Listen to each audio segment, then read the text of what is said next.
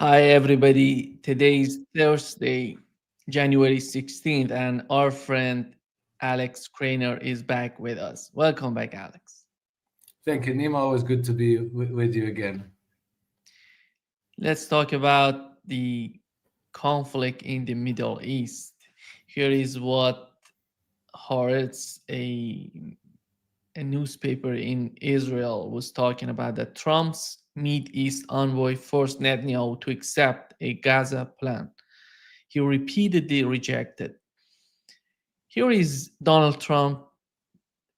He's gonna take he's gonna take office in January 20th, and we had this conflict, this brutal conflict, genocide in Gaza for more than a year, which the Biden administration was supporting, and they were talking about they have differences with Netanyahu, but after all, they didn't do anything about it. What has happened to this strategy on the part of Donald Trump that he has decided to go after such a pressure to put such a pressure on Netanyahu? I'm not sure if anything much happened at all. I may have said this in a podcast with you as well, that we have to always be careful with how we interpret Donald Trump's signaling, because much of it is for domestic consumption, for power plays. Um, in the United States and pretty much anywhere else in the West, you cannot even be perceived as being adversarial to Israel. So, I always took the fact that he was presenting himself as an ardent Zionist and that he surrounded himself in his future administration with people who are ardent Zionists as part of the signaling. What was there under the, behind the facade, I was never sure about that exactly. But let's say that the current development doesn't surprise me too much. So I don't know that there was a change. One thing he was very, very clear about, and he was repeating it, is that the killing has to stop. And so they took steps to make sure that the killing stopped. Well, we'll see whether that will actually come to pass, whether the ceasefire will hold up. Apparently, the ceasefire begins to be implemented. It was announced yesterday, 15th of January, but it begins to be implemented on Sunday, 19th of January, one day before the inauguration. And so far, we still see that Israel is dropping bombs on refugee tents and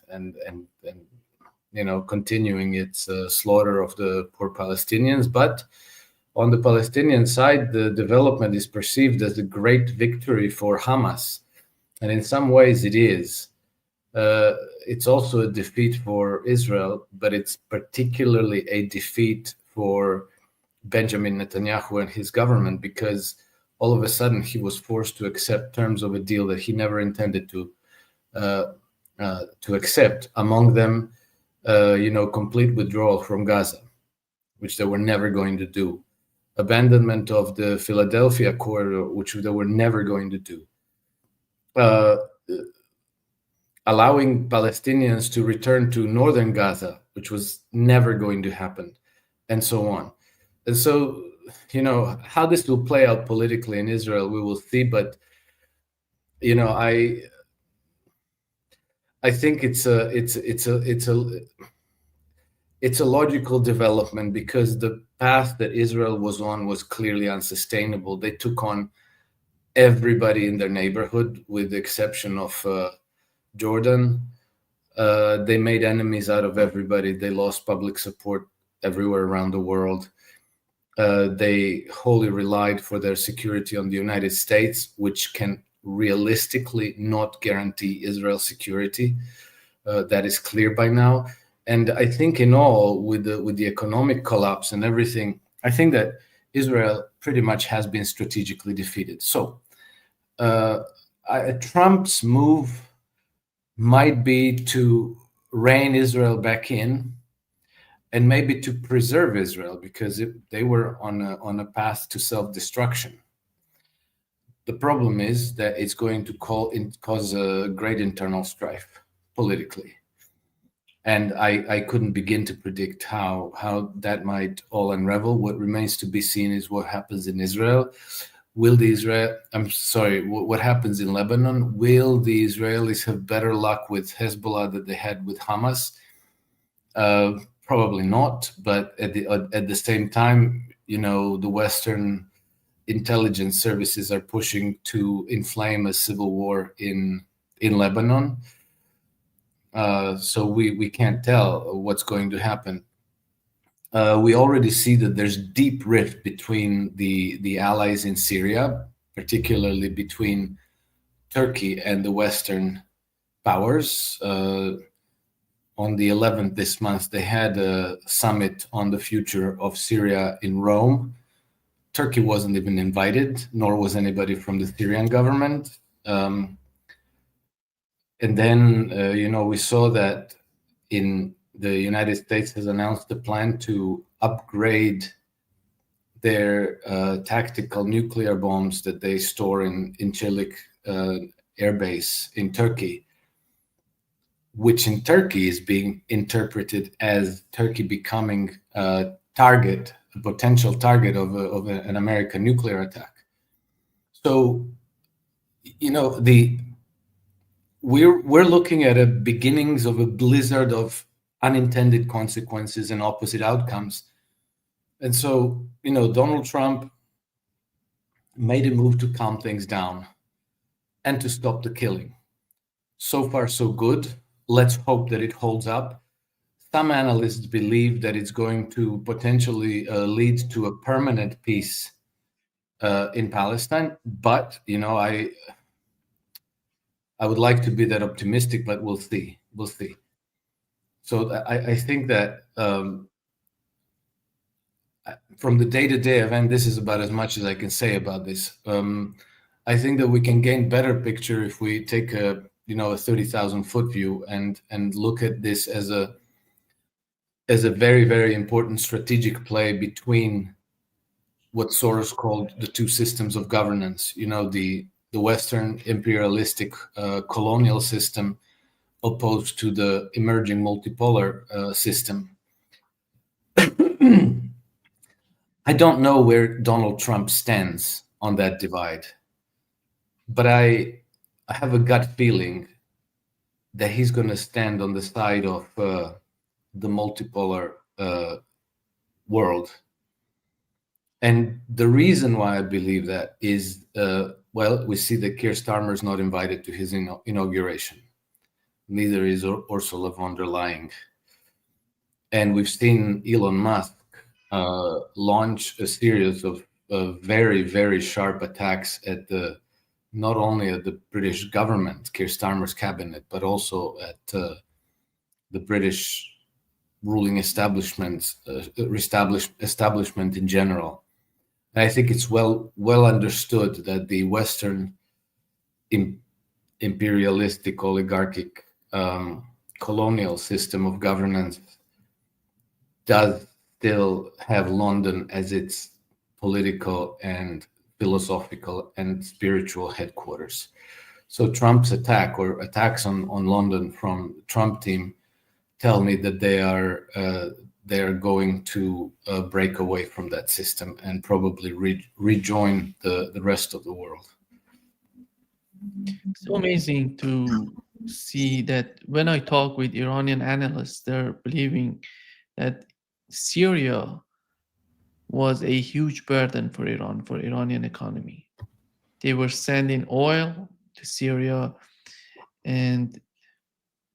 but it seems that in the last 3 years they have separated from Iran and Russia. The government was distancing itself from Iran and Russia in order to get some sort of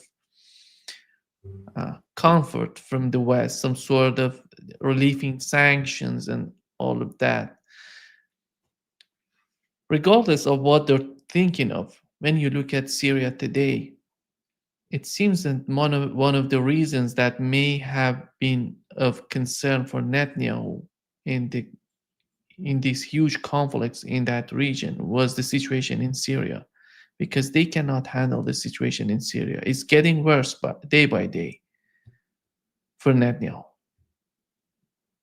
Yes, and from Iranian point of view, not only was it very costly to keep up Syria, uh, because Syria was put under such very, very harsh sanctions, and their economy collapsed. I think the GDP went down by something like 70%. Syria became a soft target for corruption, that is, for infiltration by Western intelligence services. And some of the reports I've seen from the Middle East suggest that the reason why the Iranians and maybe even Hezbollah took such severe blows in the last months was because the intelligence was being passed from inside Syrian military and intelligence apparatus to the Israelis and maybe other intelligence services of Western powers. So I think that was all becoming a very big challenge, and I don't believe for a moment that China, Russia, Iran gave up on Syria. But I think they came to a decision where it's almost like you have a house that is in such poor condition that you have to decide whether to try to repair it or to demolish it and build something new. And I believe that, metaphorically speaking, that was the decision. Let's demolish it. Let's let it fall, and we'll build a new one. And from the information that has come out over the last 6 weeks since Damascus fell, it's clear that some parts of the Syrian Arab army were preserved. Some of the troops went over to Iraq. Some of the troops regrouped in the Latakia mountains. Those were apparently the best parts of the Syrian army from the Hama region, and they will not. They will. I think that they are already fighting the HTS and other jihadi insurgencies. By combining forces from Iranian proxy militias in Iraq, Russian support, Hezbollah in Lebanon, I think that they will be able to defeat this insurgency, maybe even relatively easily, because let's not forget, this was between 20 and 30,000 people.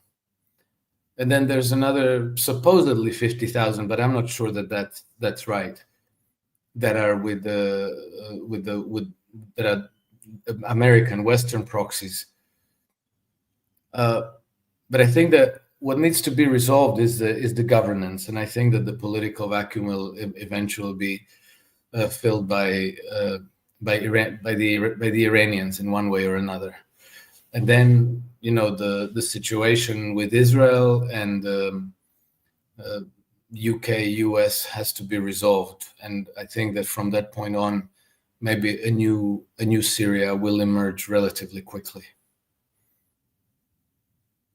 Alex, do you see the situation? How do you find the situation in Lebanon? We have president and the prime minister who are, it seems that they are in favor of the United States and the West, and they want to find some sort of solution with the West. And you have Hezbollah, which is a political party, it's not an army, it's a political party that has its army, which is much more powerful than the army of Lebanon, which are the main forces for defending Lebanon.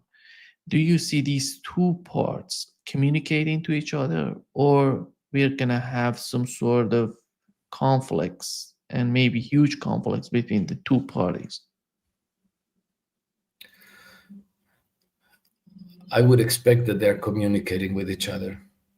I am pretty convinced that they expected what is happening now.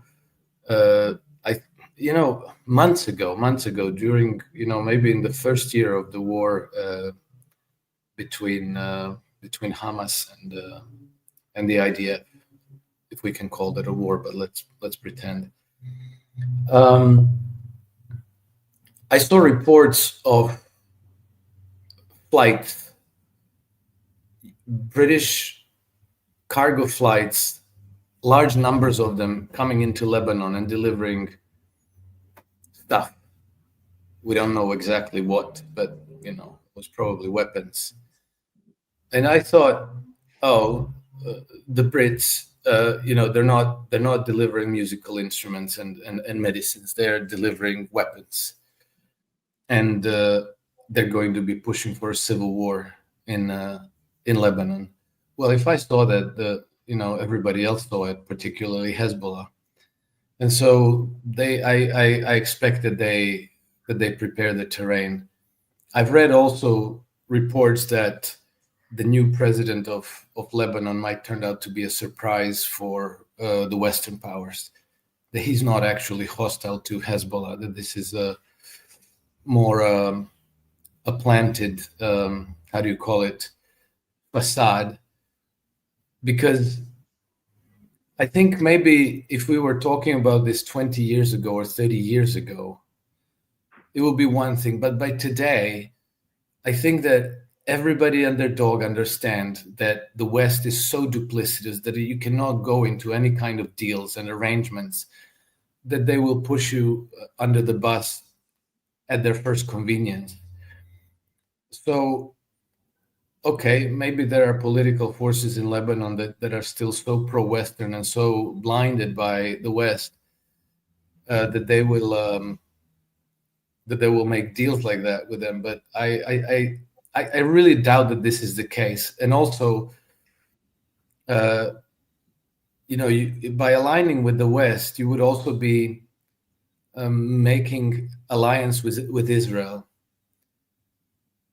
So the Lebanese government army would want to incorporate Hezbollah and largely take out their teeth. Not necessarily disarm them, but put them under their command and under their control. That's the Western idea. And then the Israelis would want the Lebanese army to pretty much disarm and turn them into another Fatah, turn them into a force to suppress Lebanese people. I think everybody understands this by now.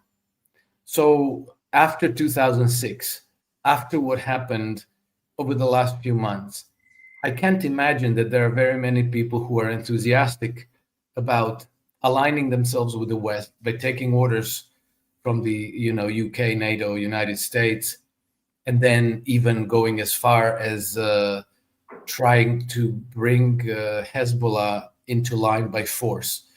I really don't see that happening, because obviously the consequences could be so devastating for Lebanon that even if the president himself is, let's say, bought and paid for, there's got to be a deep hierarchy of people below him who will not support that. So I think that the gambit will not work out.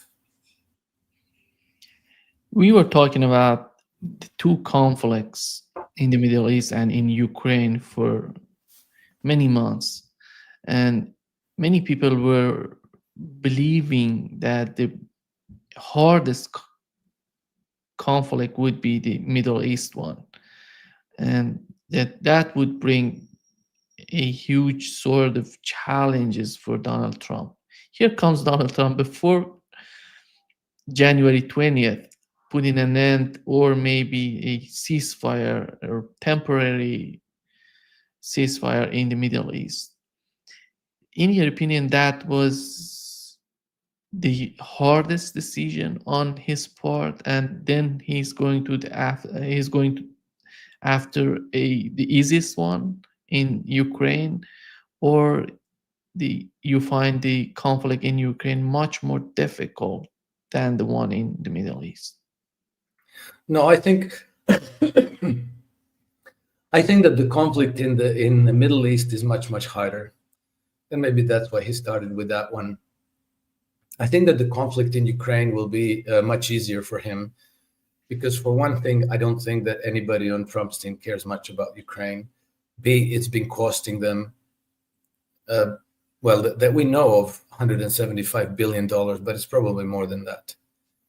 And it's also cost them the weakening of the U.S. military. So, cutting that off is probably a no-brainer for Donald Trump. But I think that the really hard battle that he and his team are preparing for is going to be the political battle at home.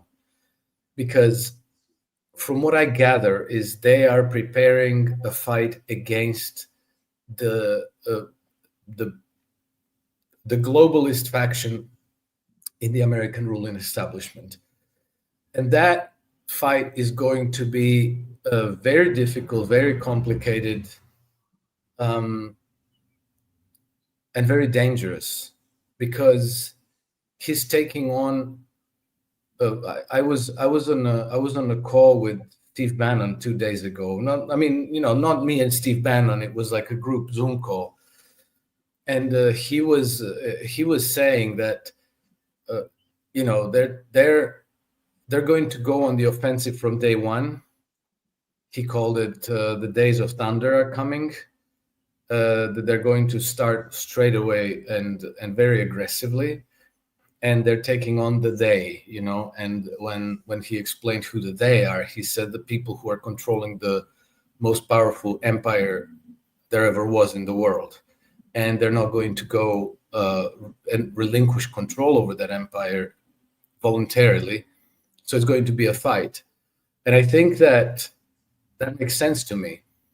Uh, Remember, George Soros and others warned us that this is a struggle between two systems of governance, and I think that you have the globalist empire, the colonial oligarchic system of governance, opposed to pretty much everybody else. But we see that Trump and his team are supporting sovereigntist movements around the world, like AfD in Germany and so on.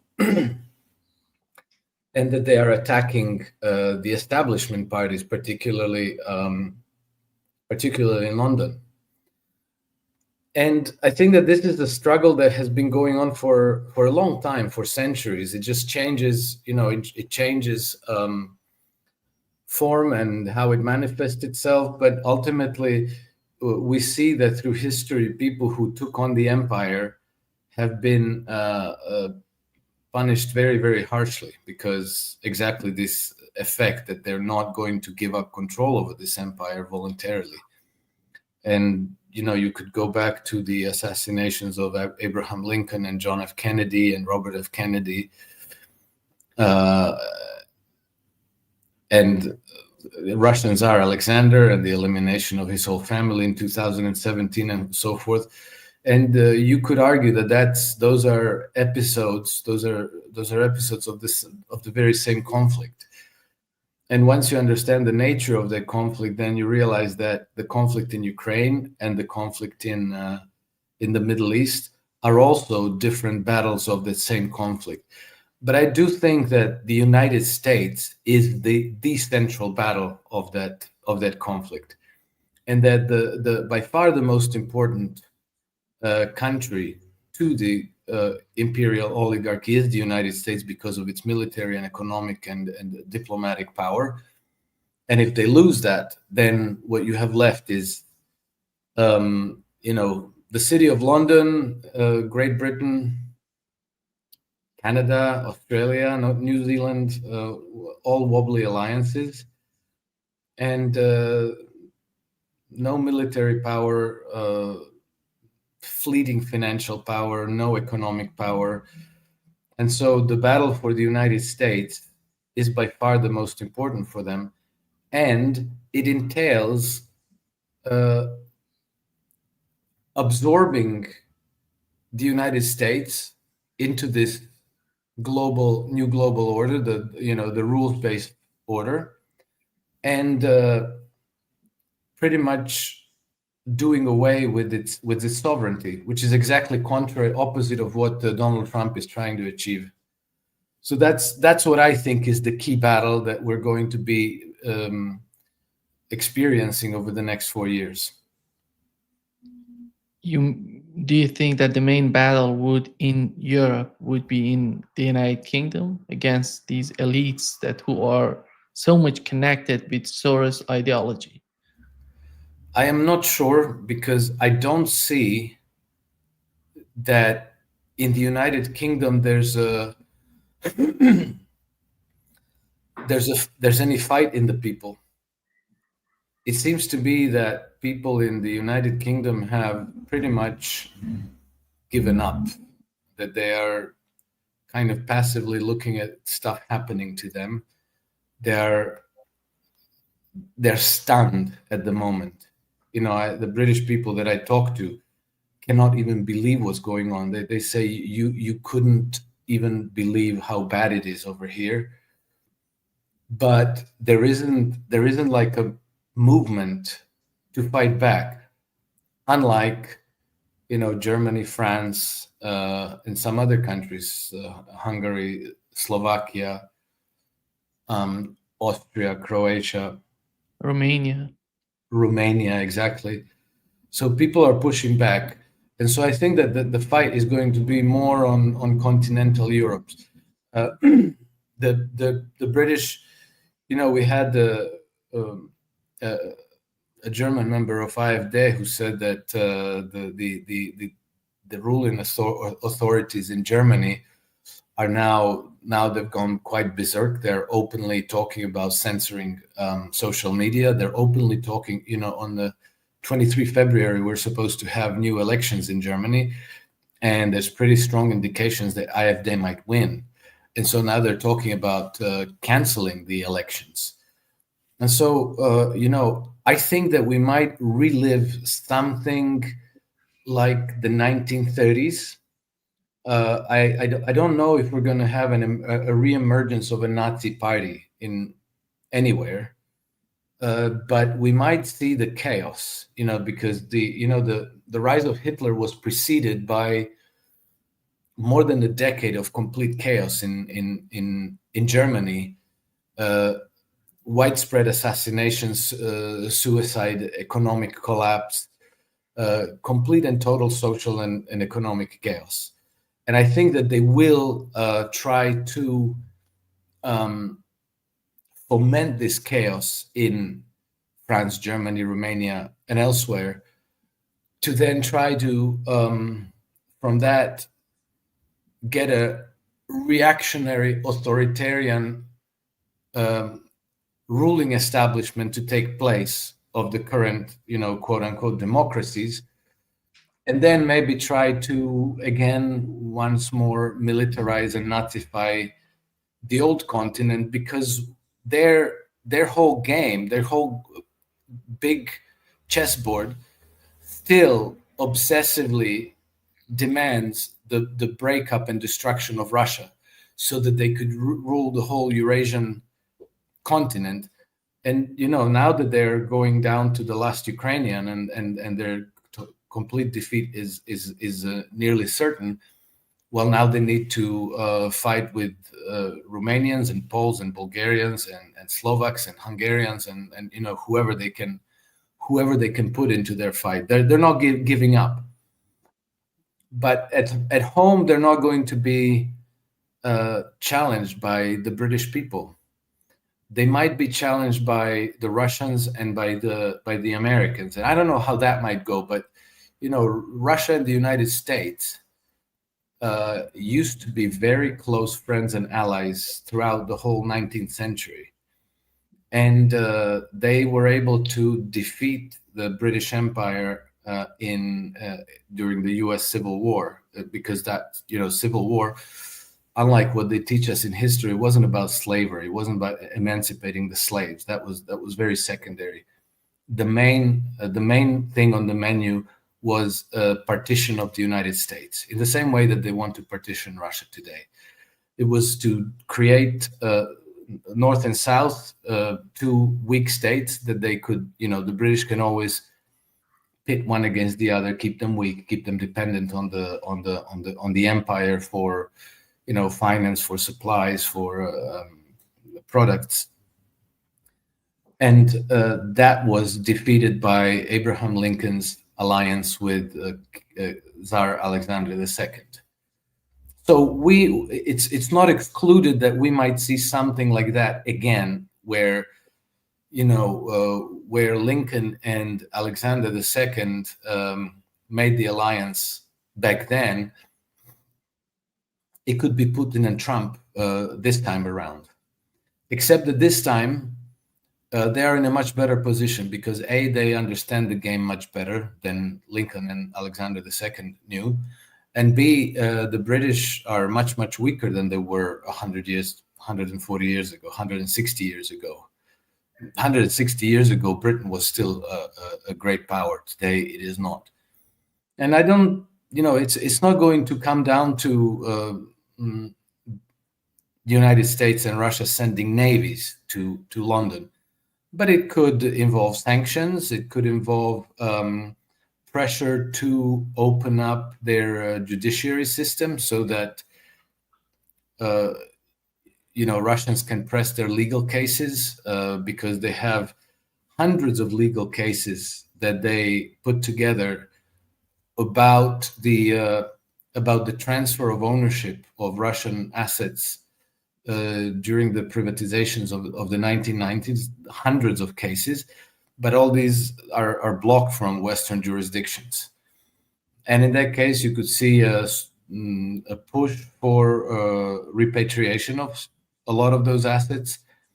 You will see tracing of those assets to their ultimate beneficial owners, because it will not be good enough to say, oh, that's some shell company in the Cayman Islands or the British Virgin Islands. They're going to pursue it all the way. And then let's not forget that Britain still has colonial dependencies through Africa, from which they draw a lot of wealth every year. And that's going to be challenged by the ongoing process of decolonization, which is also being supported by Russia and China. So, I think that Britain is facing like a perfect storm at this moment, and it's I don't know how it's going to survive it, but it's the pressure is going to come from the outside, not from the British people, and then hopefully some leadership emerges from Britain. Alex, do you see the parties in Germany, AfD, and the left-wing party, Sarah Wagenknecht? Do you see these people finding a common ground to work with each other, or they're going to be the enemies of each other? I think they should find common ground, but I also think that they're being how do you call it? The antagonism between them is being provoked, and not only between them, but within the parties themselves. There's the secret intelligence services are deliberately trying to create chaos within these parties so that they could discredit them, so that they could disunite them, and then to present them in the media as extremists. They're corrupt, extreme. We see that now. Trump's inauguration. The leader, Vidal, she was invited there, but she's not going. Instead, she's sending her deputy, which is okay. But they are under pressure. At the same time, what unites them is that they want Germany to stop supporting Ukraine. They want to end all involvement in that war. B, they want the gas pipelines reconnected, delivering gas once more to Germany, so that they could reindustrialize or save what they can save. And so on that side, they have a common front. So I think that they should be able to work together, but we'll find out. How do you see the main factor in Donald's in Donald Trump's vision toward the conflicts that the United States would face in the future? It seems to me that the main factor is the economy. And how is he going to manage the situation in favor of the United States? Spending more money in the Middle East, in Ukraine, or just ending this sort of wasting money and all of the equipments in these two wars, which is against the military industrial complex. We have to consider that. On the other hand, then you look at the bigger picture. As you know, the GDP of the United States is still bigger than the one of China, but we know that GDP doesn't represent the economy of these countries. How fake is that to represent? And Donald Trump knows that. He understands what's going on between the United States and China. What does he want to do about it? Is it going to have some sort of rapprochement in the Middle East, grand rapprochement in the Middle East, which would favor the United States in a long run, and maybe the new connection with Russia, which may help him in the process of fighting China economically. I'm not talking about the militarily, which is the end game in the mind of Donald Trump, I assume. How do you see that?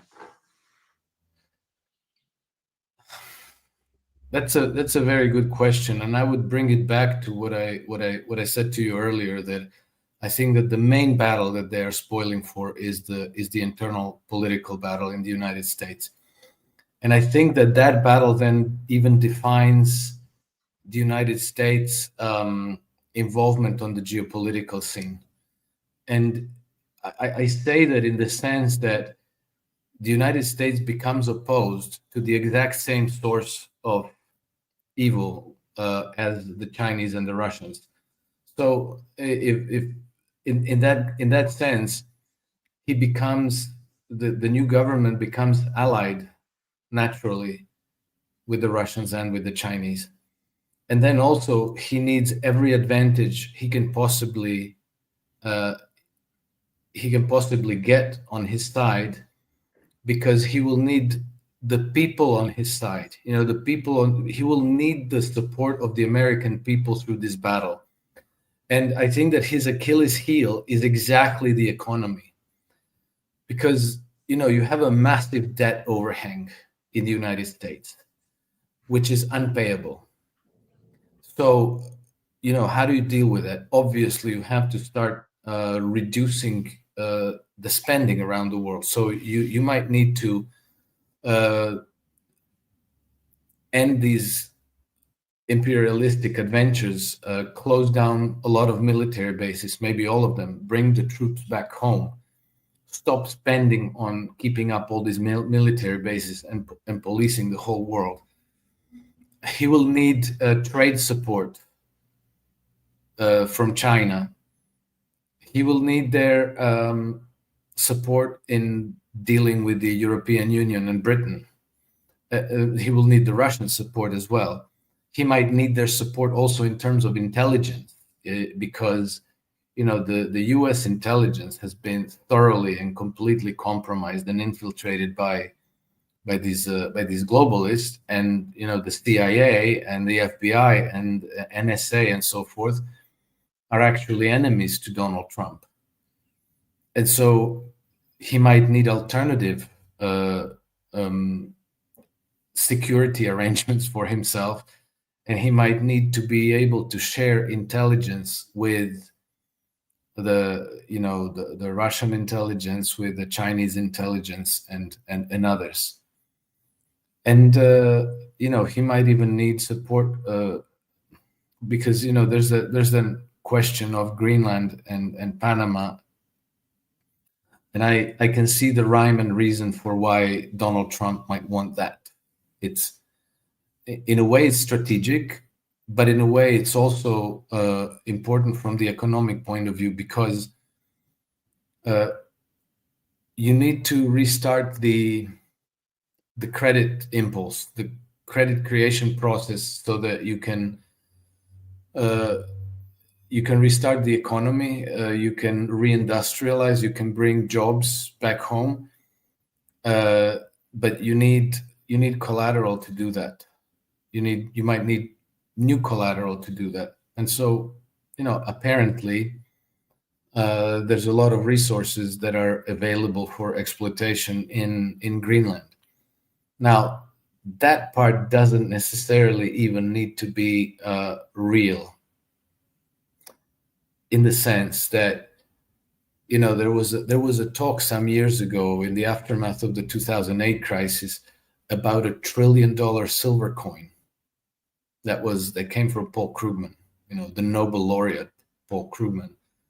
And the talk was about, well, okay, so if we pretended that we had $1 trillion silver coin in our vault somewhere, well, we could issue a lot of credit on the basis of that, and we could restart the economic growth again. So $1 trillion silver coin is a dumb story, but Greenland might not be a dumb story because it does have some resources there, and it's also strategic, because there's the northern sea routes there, which the Chinese and particularly the Russians are investing very heavily into there, and that makes travel time from China to Northwest Europe something like half compared to the route through Suez Canal. Not only it's not susceptible to being, if you have to travel by ship through the Straits of Malacca and then through Suez or Gibraltar, well, there's ways for Western powers to sanction you, to limit your access and to block those trade routes. The Northern Sea route cannot be blocked in that same way, and the Russians are very seriously working on making it open all year round. Vladimir Putin issued an order that this year, no, last year already, 2024 or 2025, I forget now, that up to 80,000 tons, no, sorry, 80 million tons of cargoes have to be routed through the Northern Sea route. With Greenland, the United States could participate in that. It could become part of that. It doesn't have to be a conflict. It can be a cooperation, and it cannot be blocked. So I think that Trump's administration has a lot of maneuvering space. How they will use it, we'll find out. But I think that they have thought things through fairly well. I think that allowing the Eurasian continent to be pacified by Russia and China is enabling them to completely focus on their domestic affairs and developing the United States as a let's say the pivot power of the Western Hemisphere. From Greenland, Canada down to South America, and then there's also the issue of Canada, and I think that people still don't take that very seriously. But I think that in the future we might see Canada break apart and parts of Canada become absorbed into the United States. Do you do you see Donald Trump facing a new wave of, I don't know how to call it, a new wave of attacks from the mainstream media and these people who were attacking him in his first time, if you remember, with the Russia Gate and all those conspiracy theories about Russia and how Russia was involved in the United States presidential election. Right now, do you see, in order to avoid Donald Trump to make a decisive decision in Ukraine, go in that direction? because I don't see what they can bring on again. And on the other hand, we know how the Biden administration tried so hard to put Donald Trump in the worst position possible in order to deal with the conflict in Ukraine. I think it's going to be different this time around. Um, the mainstream media has lost a lot of readership and viewership in the last 8 years. Uh, Nobody watches CNN anymore. Nobody watches ABC, NBC, MSNBC. That is, their viewership has collapsed.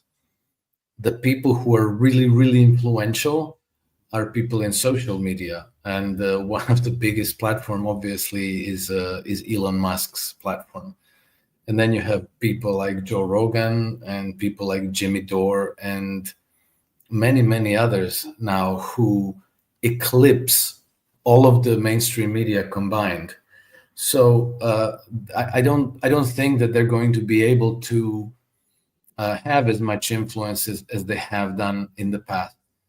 And not only that, I think that the Trump team has reached out to some of the influential people in the mainstream media, and they have, in some way, I think, gotten them on their side. I noticed a few weeks ago that Joe Scarborough and Mika Brzezinski went to Mar-a-Lago, and apparently they had lunch or dinner there with the Trump team. And I think that when they came back, they were like, okay, well, maybe we can work with the new administration. Up until then, for the last 4 years, they've been throwing sticks and stones at them consistently. And so I think that for the few remaining outlets in the mainstream media that still have influence, some of them will be, let's say, less hostile to Donald Trump. The ones who remain very rapidly, hysterically hostile, I think they will shred whatever credibility they still have. I think that the most important, the most, so anyway, I think that the media space now is much more favorable to Trump than it was during his first term. But I think that the most important thing is the economy. The American people have to feel like things are turning around, like they have more opportunities, more jobs. Their streets are becoming safe again. Immigration is being stopped and even reversed. But all of these things will inevitably exacerbate inflation, which is already inevitable. But if you have inflation and economic growth, then the situation can be tolerable. If you have stagflation, like we're going to have in Europe and in the United Kingdom, then the situation is intolerable because there's no job, salaries are low, there's no economic activity, but the prices are going up and up and up. So I think that relatively speaking, again, I think that Trump team has maneuvering space. I think that they will be capable of making good use of that. And I kind of expect that they will have a successful 4 years, unless, of course, the other side ends up assassinating Trump and maybe sabotaging his administration in other ways. But, you know, uh, Trump's team is going to push back against it. There's going to be a real fight for control. The economy of Europe is huge, Alex, and it's so important. And do you see the European countries getting to the point? I'm not talking about the European Union, the European countries, because it could be some sort of mindset that can bring all of them together in order to make Europe a powerhouse, making Europe great again. And as Donald Trump says, but because in the United States it's so easy to change the policies, but in Europe it's much more difficult because you have the European Union, which is deciding the fate of everybody in in Europe, which are not elected by by the people of those countries. This is a huge problem for Europe and European countries. But if you have individual countries which understand that the future with changing the policies that would benefit Europe would help them in a long run. And we don't need to have a unity between the countries to have some sort of mutual understanding. They can talk to each other. But the European Union doesn't work. What would be the solution for Europe, in your opinion, in a long run? I think it would be either a collapse of the European Union or a very, very thorough overhaul of its institutions. Because European Union is we have a parliament which is pretty much a place where people shoot their YouTube videos in these debates. They rubber stamp whatever comes from the European Commission. European Commission has the monopoly on initiating laws and putting them in to the vote. The parliament, it's pretty much the British system, where the cabinet runs the show, and the parliament is therefore maintaining the illusion of democracy. The parliament never challenges the government on anything. The government can act outside of the law. They can break the law. They can change the law and apply it retroactively. They can do whatever they want. And I think that we have the same problem with the European Union, and the European Commission, the government of the European Union, is also staffed by people who are not elected by anybody. The elections in the European Parliament, that's a formality, doesn't mean anything at all. So they have literally no legitimacy. Yet they are able to, because of the control of the European Central Bank, and these directives from the European Commission, they're able to frustrate individual countries' freedom of movement. We all have euro as our currency, which means that credit creation it depends on the European Central Bank. So individual countries cannot even implement their independent sovereign economic policy without an okay from Brussels. And Brussels has economic policies that are leading the continent in the wrong direction, not towards prosperity and development, but exactly the opposite. And I don't even think it's a question of incompetence. They know what they're doing. There's the immiseration of the whole continent serves a purpose. And that purpose is creating dry tinder exactly for the Nazification and militarization of the continent. You create very, very large numbers of young men with no future and no jobs. And then, you offer them military careers and, hey, let's go kill Russia again. I think that this is what's being done. And I think that it'll take the breakup of the European Union for that story to end. I think that fortunately we are not far from that, because already now, countries like Slovakia and Hungary are looking to get out. I think that Germany might not be far from that as well. Italy might not be far from that as well. And I think that if one of those nations, the large nations like Germany or Italy, step outside of the club, I think it's curtains. I think it's game over for the European Union. And then individual countries will craft their own policies and talk to one another and have bilateral deals. But by that time, I think that also we will have a very significant part of the equation solved in Ukraine. And then it will probably be a choice of simply joining up the BRICS, joining up the multilateral integrations process, and everybody's going to be fine. But from here to there, it's going to be probably a very bumpy ride, and I suspect that when we get to such important forks in the road, the other side, the globalists, they resort to chaos and terror and assassinations, and I think it might get really really ugly for a period of time. Because when you put the European Union in charge, whenever Russia wants to talk with European countries, they have to talk with the European Union. And when the leaders of these countries talk to each other, they have much more history, they have much more tradition, they have much more common sense to understand each other. But European Union is a fake union that doesn't make sense. Just was born yesterday, and they want to. Even there is no. How can there is no identity for this union? You cannot identify which identity does it have, does it possess. Is that a problem as well?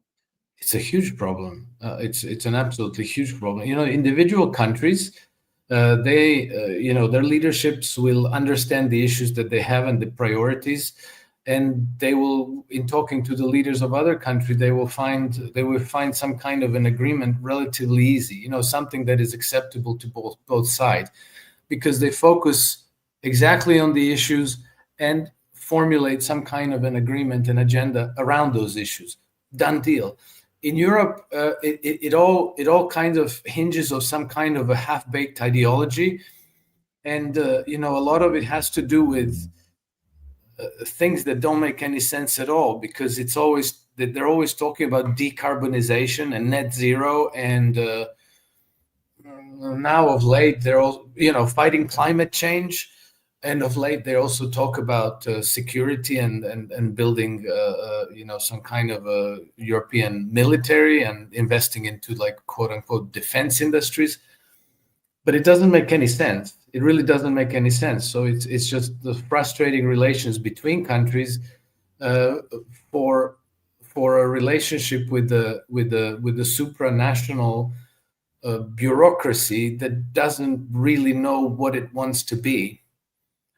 And so I think it's doomed. I don't even, if there was a way to short sell the European Union, that would be a good trade. The problem for the European Union is that Donald Trump has 4 years in power. And these people who are against this sort of globalism and this globalist mindset, and we don't know what would happen after Donald Trump. Is he going to bring somebody to the scene that is capable of pursuing the same sort of policies, or again we're going to have a Democrat who is totally connected with globalist ideology and Soros ideology? How is that going? Because after all, Europe cannot be independent if they don't decide to have some sort of sovereignty, some sort of independence from the United States. Yes, but sovereignty is going to prove extremely important, and we see from the political movements in European countries that they are all reverting to national sovereignty. Even for a small place like Croatia, we had the second round of elections there just a couple of days ago. The sitting president, who is pretty much an anti-globalist and not very supportive of Ukraine, he won with something like 74%. Um, you're right to point out that European Union doesn't have an identity, doesn't have an ideology. Big historical movements, they require a few things. They require a unifying ideology, which, at the turn of the last century, we had Marxism and communism. That wasn't a good thing, but it did unify a lot of masses. And then you need charismatic leaders. People like Donald Trump, Xi Jinping, Vladimir Putin, and so on. In Europe, we don't have that. We have these people who are exactly the opposite of charismatic leaders. They're revolting. And so, you can't push a movement. You can't bring the people to support, and without the people support, you have nothing. You have drift. You have drift until the whole thing finally, disintegrates. And I think we're inevitably on that road. On the United States side, I believe that 4 years is not a long time, but in a way, it is a long time because I mean, look at how the world changed during the 4 years of Joe Biden. Yeah. So I think that a lot can be done in those 4 years, but I'm certain that the let's say that the Trump team, I don't want to call them Republicans. I think that the Trump team is a different thing from Republicans. I think that they will try to extend their life. Maybe we're going to have JD Vance. Maybe we're going to have Robert F. Kennedy Jr. Maybe some other leader is going to emerge, but they will definitely try to uh, regain U.S. independence and maintain it, and develop in the future on the basis of American sovereignty, and not as a global policeman, but as a let's say as a normal major power. So the United States does really have a chance of remaining a major power, but if they invest all that power and all that wealth at home, they can do something with it, rather than squandering it everywhere around the world, fighting wars and policing other nations. I think there has to be somebody in the United States to pursue these sort of policies. Oh, for And sure. Oh, for sure, there is, and I think that there are many people. It's Europe that's worrying me because we don't see so many of them. And then in the UK, when somebody emerges like Andrew Bridgen or Jeremy Corbyn or George Galloway, people of that caliber, well, they're immediately cut down and disenfranchised. So the whole system makes it very, very difficult for some kind of an alternative leadership to emerge. yeah, just you mentioned how the world changed during the the presidency of Joe Biden. What we know that he destroyed everything, and to destroy everything, it's just like this. But Yeah, it's rebuilding, incredible. It's just incredible. And the war in I think that what just happened in Gaza, with the Gaza ceasefire, and Donald Trump is not even the president yet. That tells you how huge an impact the Biden administration has had. And then the war in Ukraine. Remember in 2019, Vladimir Zelensky was elected to bring peace to Ukraine, right? He was elected on the platform of normalizing relationships with Russia, of making peace with the eastern breakaway oblasts, re-legalizing the Russian language. That's what the Ukrainian people wanted, and he got over 70%, I think 72, 73% of the vote in Ukraine. And then practically from the day that Joe Biden walked into the White House, Zelensky turned 180 degrees and started escalating hostility towards Russia and towards the eastern regions, and then made it overt that, like, Minsk agreements, no, we're just not doing that. That's a joke. And during the Biden administration, during the first administration of Donald Trump, he didn't dare, because Trump was telling him, implement the Minsk agreement. That's what you have to do. You sign them. That's what you do. We're not supporting you in war. And then as soon as Biden was in the White House, it was like, okay, now it's wartime. And it took them barely over a year to get it going. and just to see how corrupt Ukraine is the Ukrainian member of parliament, Viktor Beloga, his name is. And he says Ukraine should just sell its gas system to the United States in order to protect them from Russia. It's just amazing. You hear what they're talking about. I'm sorry, but that's quite childish. That's very childish. He, These people, I don't think he even understand how the system works. yeah. Thank you so much, Alex, for being with us today. Great pleasure. My pleasure, Nima. Thank you for having me.